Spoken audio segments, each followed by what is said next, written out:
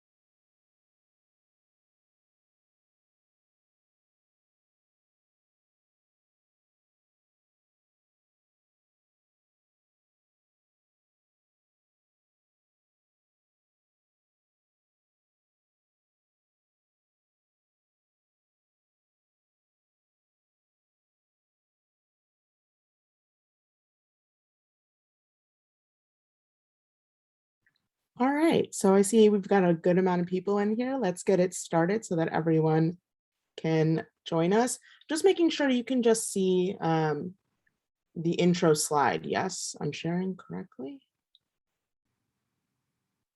Thank you, appreciate that. All right, good evening. Welcome to tonight's live online author event with Greenlight Bookstore. I'm Shani from Greenlight, and I'm thrilled to be hosting tonight's event with the Octavia Project. Who Creates the Blueprint, a conversation featuring award-winning author NK Jemisin, as well as project participants. It is always our great privilege to partner with the Octavia Project, which does such wonderful creative work here in Brooklyn. And I'm excited to hand things over to Laura from the Octavia Project in just a moment. Before that, though, just a couple of housekeeping things. In our Zoom webinar tonight, you can see and hear the speakers, but they can't see or hear you. They can see that you're here, though, and you can interact with the speakers and with each other through tonight's event by posting in the chat, which you can find by clicking on the icon that looks like one speech balloon. You're welcome to post your comments and thoughts there. There's a great way to show your appreciation for the speakers and to interact with fellow attendees. But we do require that all event attendees abide by Greenlight's Code of Conduct, which I've posted in the chat, and we will remove anyone from the event using the chat inappropriately. We're delighted that we have simultaneous interpretation into American Sign Language by Katie Weldy and Liz Walter. Thanks so much to the both of you for being here. You'll hear more in a moment about how you can support the work of Octavia Project. If you'd like to support Greenlight Bookstore, the best way to do that is to buy a book. If you need a recommendation, you can find books by tonight's featured author NK Jemisin and the project's namesake Octavia Butler and many others at Greenlight Bookstore, either in our store locations in Brooklyn or on our website. I'll be dropping the link to browse some of those titles in the chat, and we're so grateful for the support of our community of readers and writers and the opportunity to make space for events like this one. And now I'll turn things over to Laura from the Octavia Project, who will tell you a little bit more about their work about tonight's event. Please take it away, Laura. Great, thank you so much. Hi, everybody. Can everyone hear me? Okay, great. Hi, everybody, and welcome to a conversation with NK Jemisin, Who Creates the Blueprint, in partnership with Greenlight Bookstore. My name is Laura Chung, and I am chair of the Octavia Project Advisory Board. Thank you so much for joining us tonight as we celebrate the Octavia Project's work with young women, non-binary, and trans youth in Brooklyn by exploring speculative fiction with our guest, NK Jemisin. We're so excited to share this experience with our community. First, a short introduction. Over the past 8 years, the Octavia Project has served over 100 New York City youth through our free summer programs. Every year, we introduce young people to coding, architecture, urban planning, science, and many other disciplines, all through the lens of speculative fiction. Our participants approach each project by reimagining their city and their world and dreaming of new possibilities. As a nonprofit organization, the Octavia Project would not exist without the help of our community, many of whom I know are here with us tonight. Yes, I'm talking about you. Much of our programming is funded with your support, and we could not be more grateful. Say hi in the chat and let us know where you're joining us from. This year, we're preparing for not just one, but two summer programs, our flagship Summer Institute for high schoolers and our summer camp for middle schoolers, which we launched in 2021. As always, we'll cap off our summer with our annual showcase, so we look forward to celebrating with you then too. And now let me introduce this evening's event. As we continue to grapple with uncertainty in our world, from the personal to the local to the global, how can writers and creators build community and make an imprint? Whose voices get heard? And how can we use craft to shape a new blueprint for the future?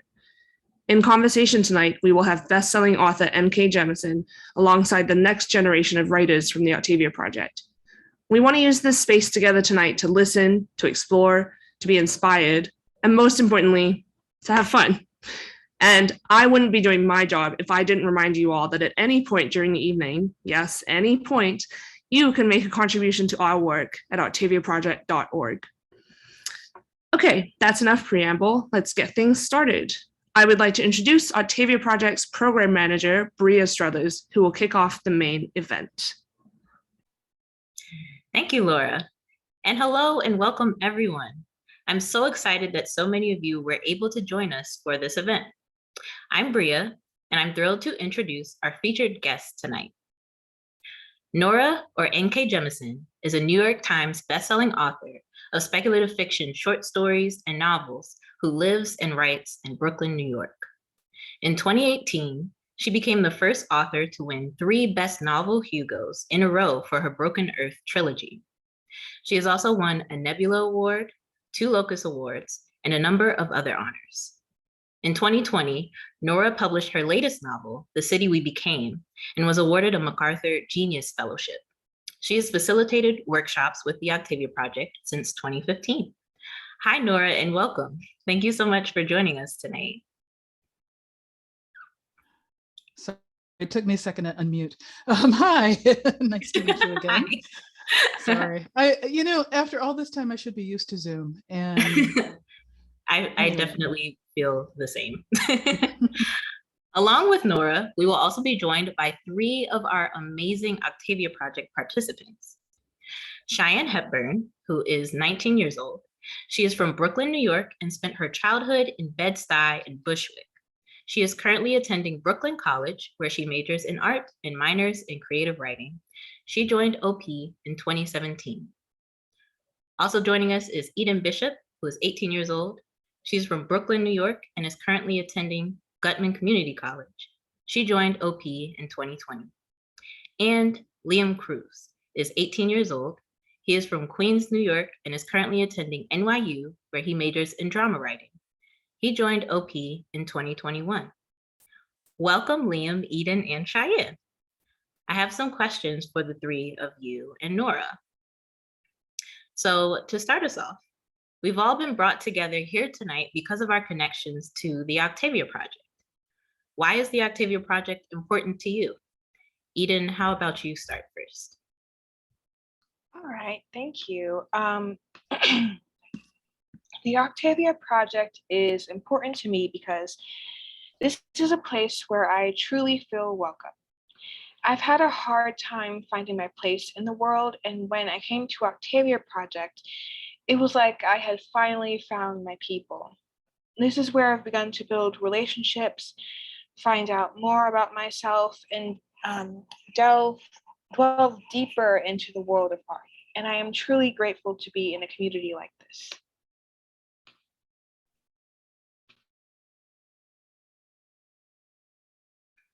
I'll pass it to Liam to go next. The Octavia Project is important to me because I've struggled many times to find a place where I could express my creativity and feel included.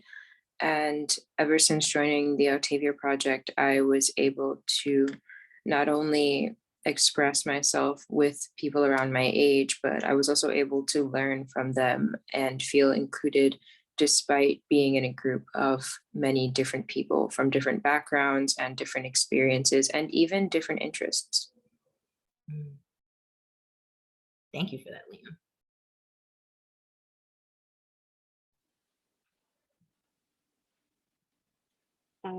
When I joined the Octavia Project, at a time that seems so far away now. Octavia Project was a place for me to find friends and community among people my age with similar or the same interests.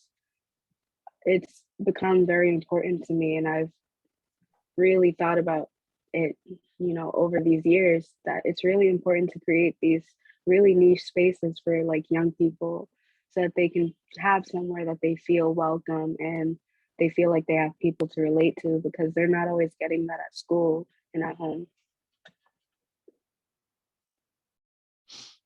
And I support the Octavia Project, and I have been doing that because, I mean, when I was that age, I didn't have a space like this, and I wish I could have.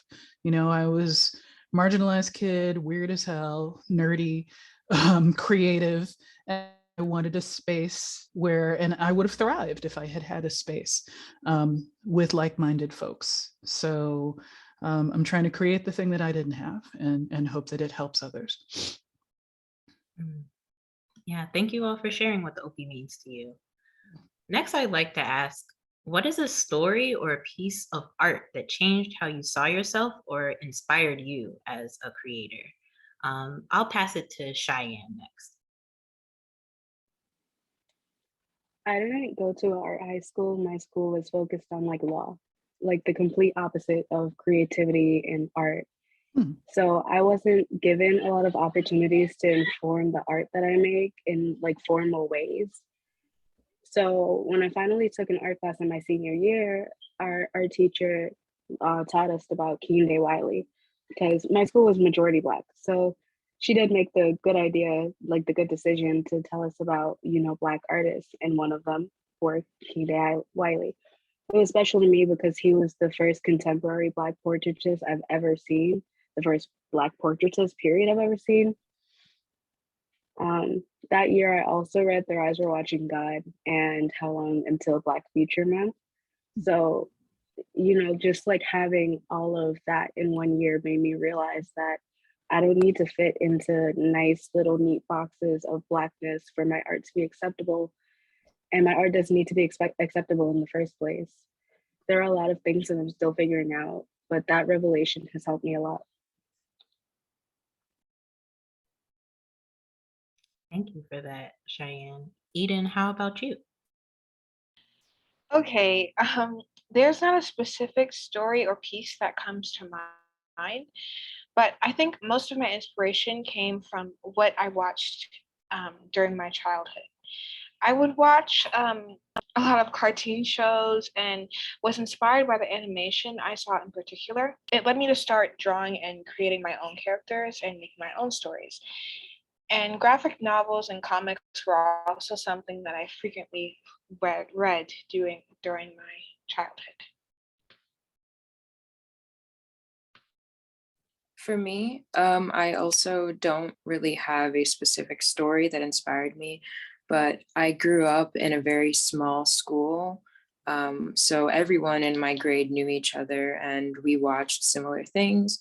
But a vivid memory I have of just generally in elementary school is that sometimes we wouldn't like the way certain shows would end or the way a certain episode would go. And since we kind of had nothing to do during lunch, we would just recreate the show in a way that we thought it should have gone.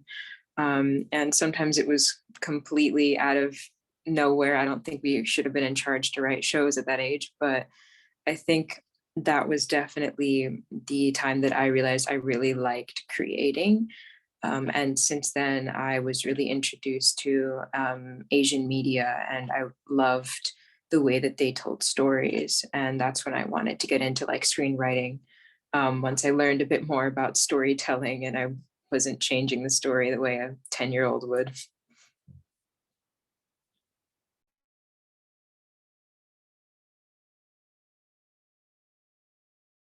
How about you, Nora?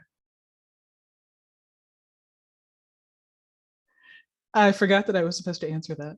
I mean, I've told the story in other places and with you folks as well about how when I was like early teens, I first discovered Octavia Butler's works after having been a science fiction fantasy reader basically since I started reading. But I had kind of decided that even though I already was writing at that point and I loved writing, that I, of course, couldn't possibly have a career in it, because every science fiction and fantasy writer that I had found that up to that point was mostly white dudes, a few white women. And I just simply assumed that this wasn't a thing that Black people did. Fortunately, I discovered Butler and Barnes and Hopkinson and all these other writers who, by their existence, proved otherwise. So. Awesome. Thank you all for all of those various different responses. Now, Eden, I know you do comics.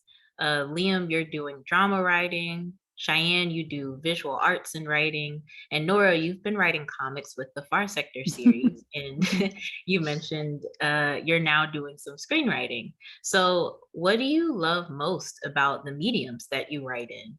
And what are some differences you notice when you work across multiple mediums? I'll pass it to Liam first.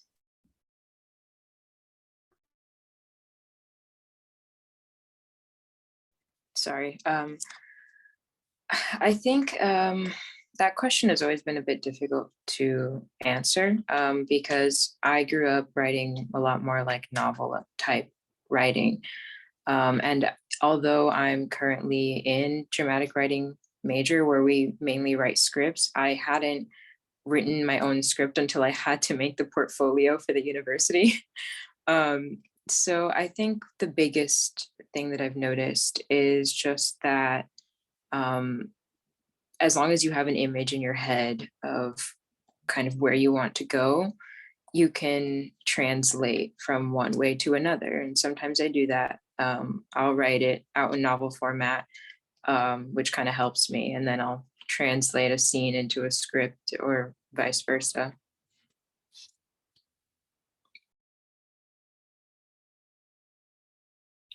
Next, I'll pass it to Cheyenne. For me, it's really hard to say. Visual arts and writing have been a large part of my life for a very long time. My mom used to take the 8x11 white printer paper and she used to draw these pictures on them with Sharpie and let me color them in. And she's really been really supportive of me and my art for my whole life. And it just stuck. I was a part of the young adult renaissance in 2011, 2015, where a lot of people were reading a lot of young adult novels and, getting on Wattpad and writing their own fan fiction and original books. So I think a lot of the mediums that I currently use are just things that I've been doing since I was a kid, since I was younger, and they just kind of stuck. I think I'll probably always stick with visual arts simply because I don't know, it just feels like home. It just is something that I'll always go back to. And I feel like I'll always write, but within those confines, I'm very flaky. I don't know what exactly I'm going to do for the rest of my life.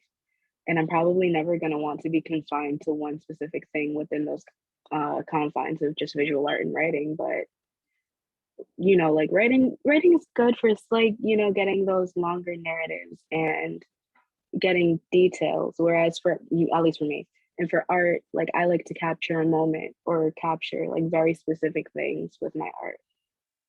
And I think that's the differentiation in my head, at least.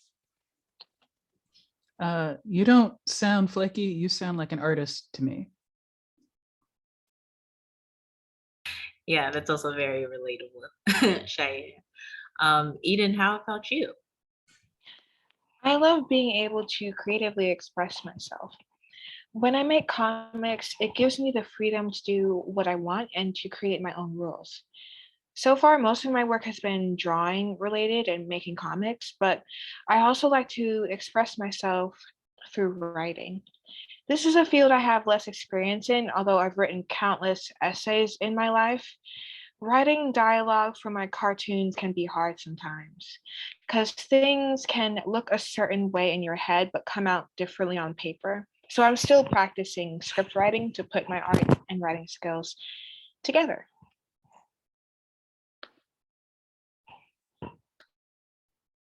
Awesome. And would love to hear from you, Nora, as well. Liam, did you get a chance to speak first? Oh, I'm so sorry. Well, so for me, I'm discovering as I do comic book scripts and film scripts that I am not remotely a visual person. So Cheyenne, nothing but respect. I do not have, it's hard for me to visualize things. I'm beginning to realize that the way that I interpret the world is not typical of the way that other people do. So, I don't know what that means. It works. I'm okay with it regardless. But it does make it a little difficult to write scripts. But the good thing is that writing scripts is a collaborative effort. When I was doing Far Sector, it was great to work with another artist at the top of his game, Jamal Campbell, who did such an amazing job. I'm still stunned by the absolute beauty of his work. There's a piece of art that I had never experienced before, because so much of writing is solitary, where you're taking a creative product and you pour your heart and soul into it and you hand it off to somebody and they do wonders with it. There's some joy in that that I had never experienced before, and it's a lot of fun. So Awesome, thank you.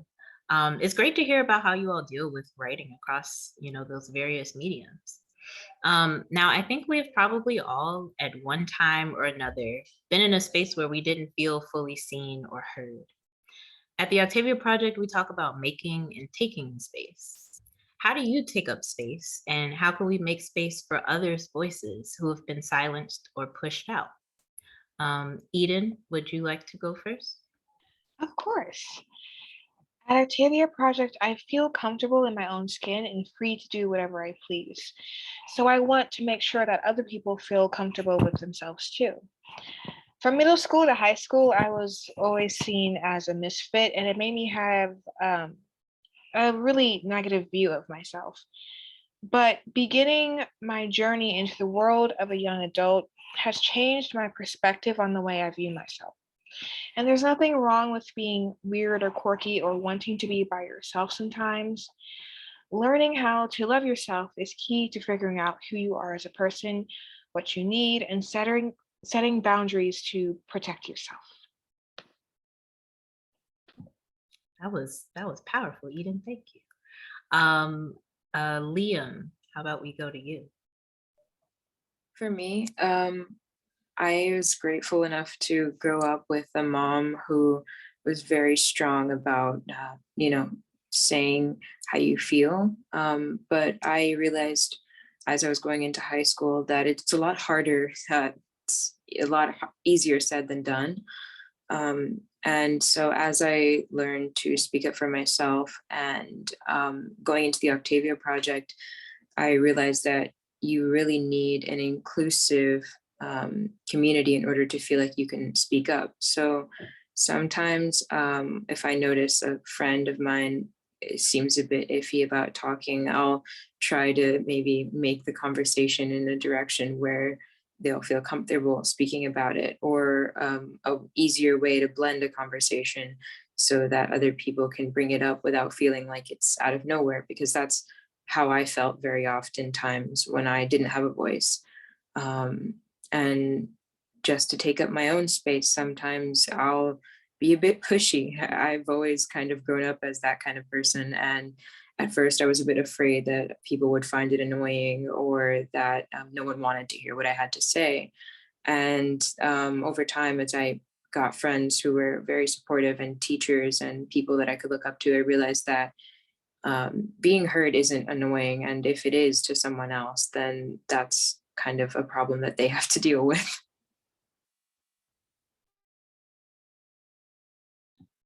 Awesome. Cheyenne, how about you?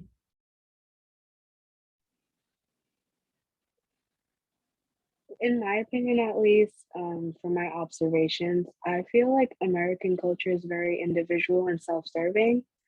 Such has been the case even before the rugged individualism days of Hoover in the early 30s. It's just a symptom of capitalism, like pitting people against each other, and because it helps drive competition. But lately, I've been wondering if the good old lack of community in America was ever avoidable, being in that our country was founded on the basis of division. I think that is built into our nature, but that doesn't mean we can't fight it. I take up space just by existing in my truth, by showing and speaking about how I feel openly, and I try to make space for myself and other people to do the same. Finding smaller niche communities rather than trying to relate to our larger communities and uplifting each other helps. We can amplify each other's voices better than we can try to amplify our voice alone. When I wrote this, I was thinking about the movie Turning Red by Disney and how it was, written, directed, I'm pretty sure, by Asian American women, and it was kind of for women, Asian American women. And this like white guy, he's very big in the movie community. He critiqued it, saying that it wasn't relatable to him, so he thought it was kind of a bad movie. But not everything is meant to be relatable to everybody, and it doesn't make it bad art. And I think that's really important. Yeah, thank you, Cheyenne. Um, it's hard to follow Cheyenne because you said what I was going to say. But yes, if you are a marginalized person and you are creating in a space that is dominated by non-marginalized people, centered people, you are taking up space that they perceive as theirs and that they will defend as theirs, whether you do anything or not. So you might as well do the do. You might as well just do it to the limit, and do as best you can. Throw your best work in front of them. And if they fix their mouth to act like detractors, then you have the proof that is your creativity. The best thing to do is to show and prove. The best thing to do is to just simply, if you are speaking your truth and you are practicing and putting the time in and the labor in, then you're going to be better, period. And they may not like that. And in fact, they may try to make your life hard, but you will have earned the accolades, and you will have earned their jealousy. You reach a certain point. I'm nearly 50 now. You reach a certain point where it's like, your tears. Yes. So that's what you have to do sometimes. So. Ooh, thank y'all. Yeah, that was so powerful. Now, you are all storytellers. How does community, whether it be the Octavia Project, your peers, mentors, anonymous spaces, or otherwise, help you in your storytelling? And where do you find your bravery when it comes to storytelling? I'll pass it to Cheyenne first. Community spaces help push you to be the best storyteller you can be. People within your community can give you better advice than anyone else can because they understand exactly where you're coming from and can critique you without being insensitive or ignorant. My closest friend, she goes to Brooklyn College with me and she's a film major. And between us, when we're doing our art, we talk to each other about it because we understand exactly what we're trying to do and the messages we're trying to send. And we can critique each other and make sure we're saying it right without just being insensitive or ignorant or just mean for no reason. Thank you, Cheyenne. I'll pass it to Liam next. Yeah, I completely agree with Cheyenne. I couldn't have said it better myself.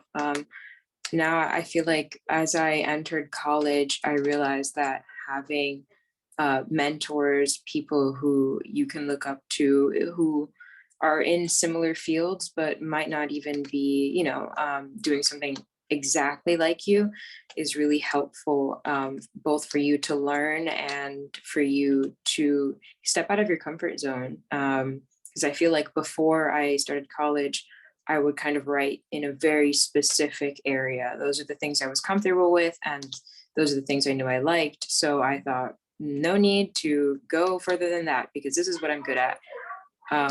But yeah, having teachers now that are like supportive and mentors like that helps me want to, go out of my comfort zone and try new genres and new styles too.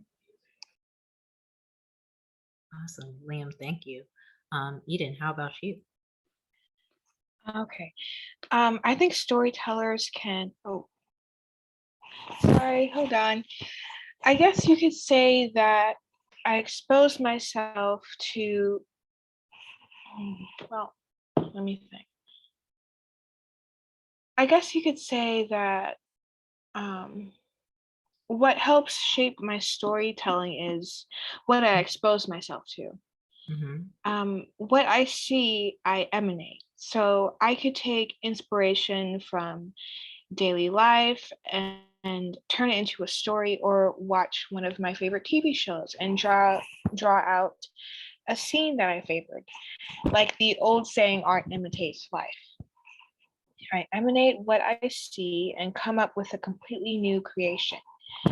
As for my bravery, I think it comes from knowing that other people admire my art. It reminds me that I'm not only doing this for myself, but for other people as well. That's awesome, Eden. Thank you. Nora, how about you? I keep forgetting to unmute. For me, it's really just a matter of telling truth.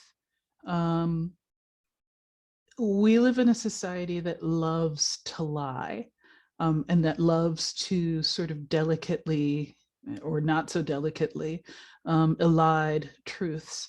And if you are an artist, you can't do that. If you want to be a good artist, you have to be able to filter what you see. You're going to filter it through your own experience, but you have to otherwise filter it as purely as you can, and not sort of give way to the little lies that society wants you to tell. And I don't really, the question about finding your bravery, I don't really think of myself as a brave person. I think of myself as a person who is willing to tell the truth, whatever that might be. And I have discovered, because I got a little caught by surprise by it, but I have discovered that simply doing something like telling your truth in a space where lies prevail, or aversions of the truth prevail, that in and of itself is considered a challenge to many people. But that's the tradition that we're inheriting as storytellers. Storytellers throughout history have either been venerated as the keepers of history and the people who kind of keep you focused and keep you kind of on track with the goals and the values that you're supposed to have. Or sometimes storytellers have been attacked as people who threaten the status quo and the powers that be. But you still have to be a good storyteller. That is what the gift of creativity means. You have been given this gift so that you can share it with other people. And you got to step up and be strong enough to do that in a way that respects your art as well as them, if that makes sense. Yeah, that definitely makes sense, Nora. Thank you. Now, how do you all see the role of storytellers in shaping community, a city, a future, or alternative realities? I'll go to Liam first. Sorry, I'll apologize for my background. I have roommates. But I feel like now with the age of social media growing so much, places like TikTok, Instagram, and so on, I feel like community is, it goes both ways. We can use our individual platforms to build a community like the Octavia Project, where you can feel included and welcome to make your own stories and express your creativity. But I also feel like we can use a community that's already existing to spread our ideas, or not just our ideas, but our support and our whatever the issue might be. If it's social issues, like things that we're talking about recently, Black Lives Matter and Asian hate, things like that, to just spreading love and stories that are fun and that have nothing to do with the current problem. I feel like artists have the very lucky opportunity to create communities to help themselves grow and use those communities to help others grow. Awesome, Liam, thank you. I'll go to Eden next. I think storytellers can help communities by creating a more representative future. When I grew up, I did not see much representation of people who look like me, people from different cultures, backgrounds, and different disabilities. But the world is changing. And with that, we can work to create a better future so young minds can see themselves in the stories we make and evolve. Thank you, Eden. How about you, Cheyenne? Storytellers have the ability to see reality for what it is and then change it and analyze what those changes can do. They can pluck one or several socioeconomic issues and put them in a vacuum for us to see it for what it is. However, storytellers can't shape our communities alone. They have to have communities behind them. Like 1984. Orwell brought up very valid concerns about authoritarianism and lack of privacy in the modern world, which we can even see in our lives today. But he's not lacking in flaws. You know, there's rampant misogyny in that book, depicting women as essentially mindless sheep who are willing to do whatever a man tells them to. Storytellers storytellers are people, and as people, we all make mistakes, and you have a community for that reason. People who can call you out on your mistakes, tell you like, you know, these things aren't, you know, entirely the best thing to be doing, the right thing to be doing. And I think that's really important to know and acknowledge. Storytellers' empathy gives them unique perspectives on things. But communication and collaboration in our communities is what I think is truly vital to shaping our futures. Thank you, Cheyenne. I think it's really obvious how important storytellers are to our society when you look at how the right wing has been using storytelling to change our society. You know, everything from COVID response to how our pop culture works. You see conspiracy theories, which are basically just bad fairy tales running all over the place. You see, you know, complete contradictions of facts being held up as truth because the people who want you to believe them just keep saying them over and over and over again. And so, you know, I think it's also most telling in the ways that people react to, Liam, you brought up just having fun stories that aren't necessarily about oppression or about current events or anything like that. The ability to just be people, live in your lives.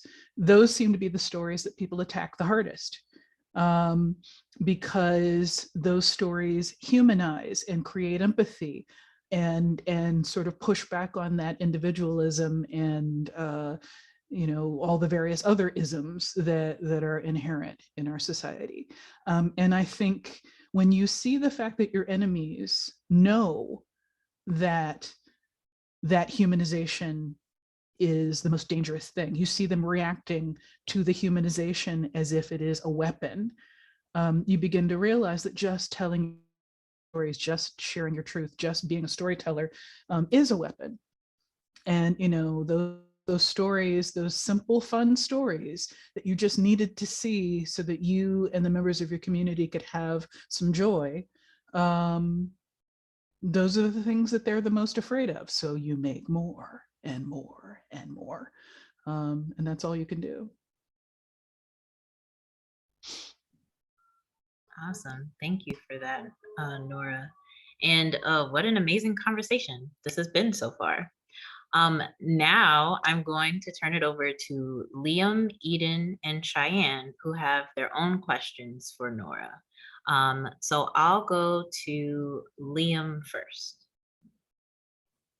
Okay, so I know that you've recently been, you know, exploring with multiple mediums, novels, and then now comics, and now screenwriting as well. So I was kind of curious, as someone who tends to be very, just like Cheyenne had mentioned, kind of wishy-washy with like where I want to go. How do you tend to juggle your ideas with these mediums? Do you find it difficult to, you know, figure out which direction you want to go?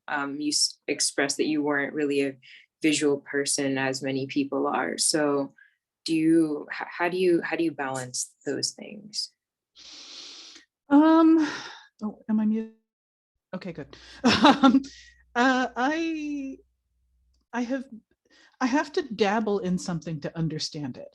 I'm a trial by fire learner.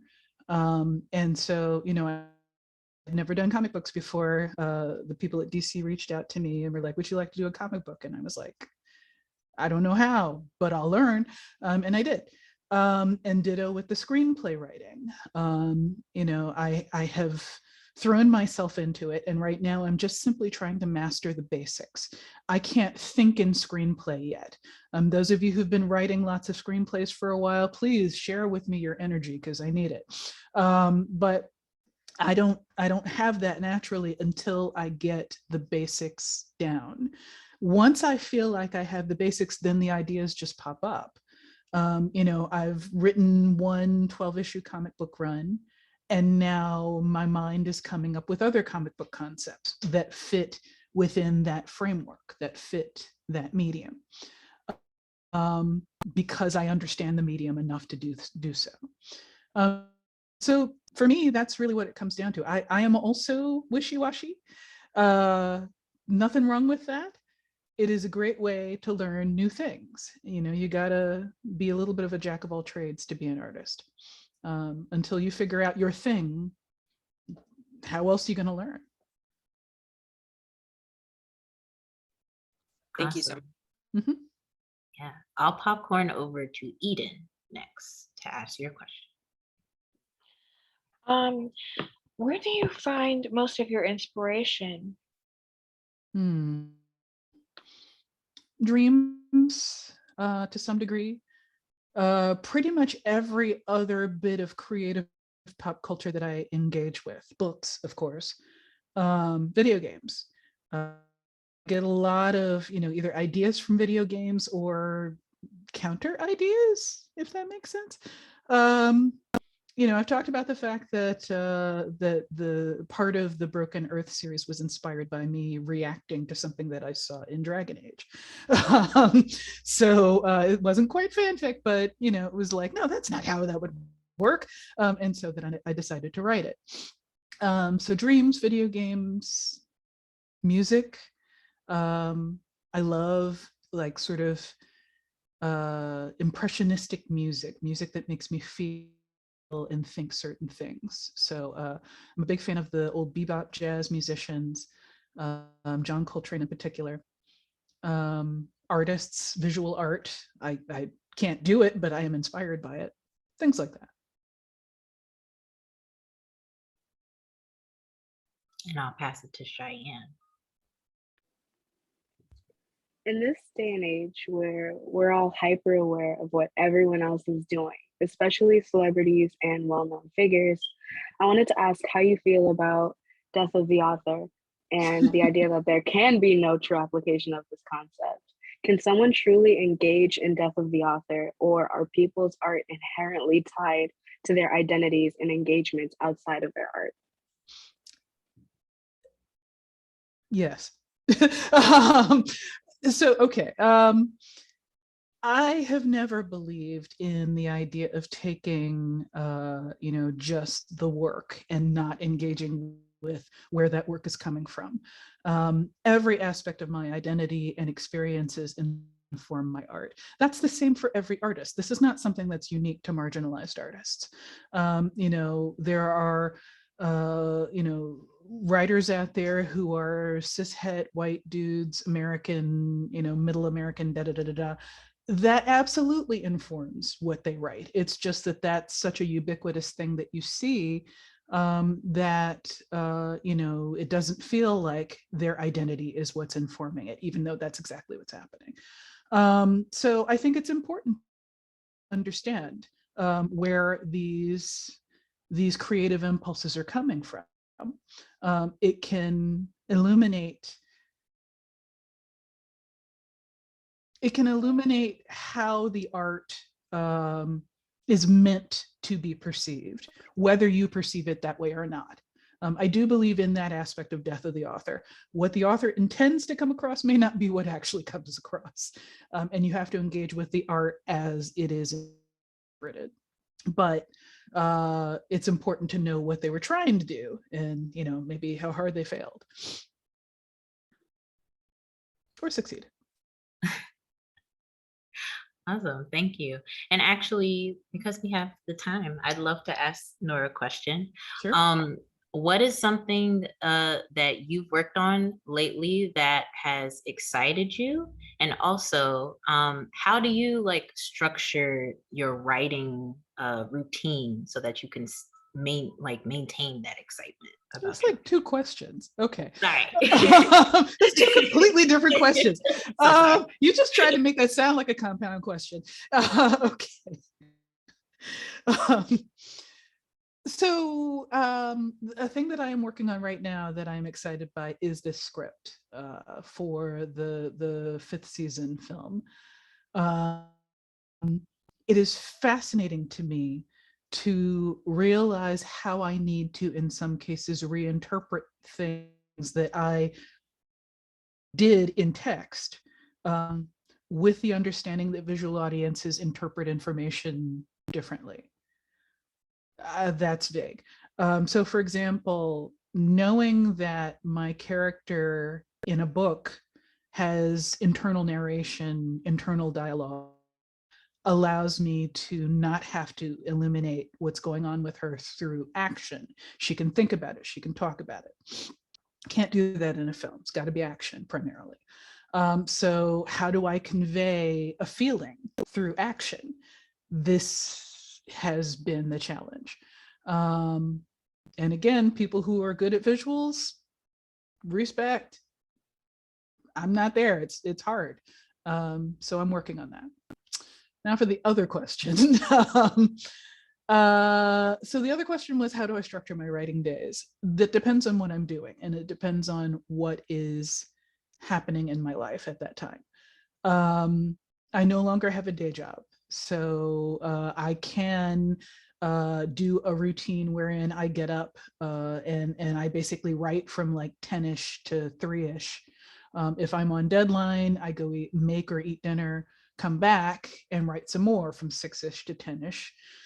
Sometimes if I'm on hard deadline and it's looming, I write until I fall asleep, get up and write some more. I don't recommend that.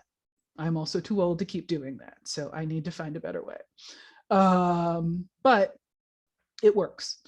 So that's basically it. I shape my routine to what needs to be done. If I am revising for that day, I tend to want to do that early while my head is in coffee mode. If I am creating, I tend to want to do that late at night. So that's it. Thank you, Nora. And thank you all for those incredible questions. This was so much fun. Thank you, Nora, Cheyenne, Eden, and Liam for your thoughtful reflections and this engaging conversation. Now I'm going to hand it back over to Laura to close out for the night. Yes, thank you so much, Bria. I'm always so happy to join conversations like these to brighten up an otherwise pretty boring Tuesday. I first want to reiterate our appreciation to Nora for her continued dedicated support of our mission and for participating in this event, Greenlight Bookstore for partnering with us, and the Octavia Project Advisory Board for organizing tonight's event. I hope you enjoyed the conversation as much as I did. As you saw, our participants are curious, intelligent, compassionate, thoughtful, bold, and so many more adjectives that I don't even have time to get into. In the spirit of our organization's namesake, Octavia Butler, in our free summer programs, we push our participants to think about the future in different ways. Oh, I just lost the screen, sorry.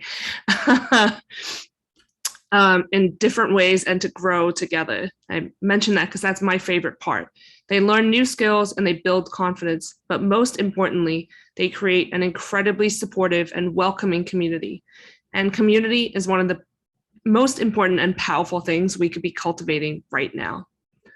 One big lesson for me from the past 2+ years, and even in this moment now, has been that investing my time and energy into the things that inspire me, the things that I care about, will never be wasted effort. And in that spirit, I hope you'll give to our mission today at octaviaproject.org, and that you'll help us grow our network by telling your friends and family about us. You can stay in touch and learn more by following us on social media, and we're currently open for applications for this summer. So if you know any middle or high schoolers in New York City who might be interested, please direct them to our website. Thank you again, everybody, for joining us. Have a good night, and please stay well.